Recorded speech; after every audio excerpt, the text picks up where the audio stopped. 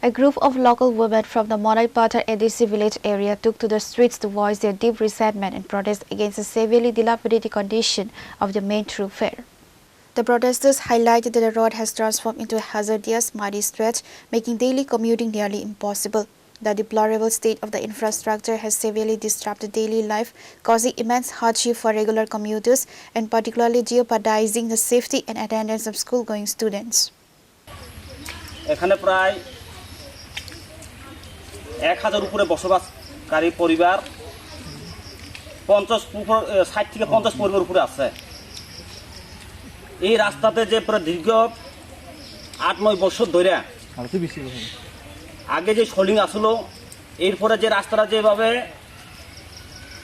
এরম পানি রাস্তা যেভাবে সাইকেল বাইক মানুষ যদি স্কুলে তারা ছাত্রছাত্রীরা স্কুলে বৃষ্টি যদি আয়া পড়ে আর স্কুলে যাইতে পারে না স্টুডেন্টরা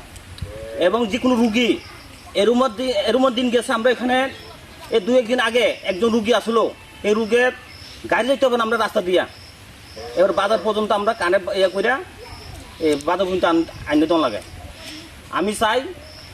মাননীয় মুখ্যমন্ত্রীর কাছে আবেদন করতে আসি আপনারা দেখেন এই যে মনাইপাথর কুরলাপাড়া টু বাজার মনাইপাথর বাজার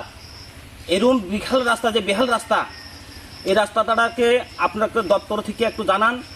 আপনার কাছে আমি অনুরোধ মাননীয় মুখ্যমন্ত্রীর কাছে একটা অনুরোধ জানাই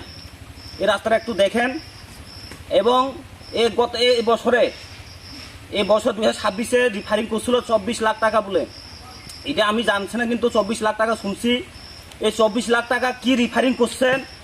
এই জায়গাগুলো সব রিফারিং এই রিফারিং ওখানে উপরে 1-2 মিটার পুরো Pure report, Chini Khorang.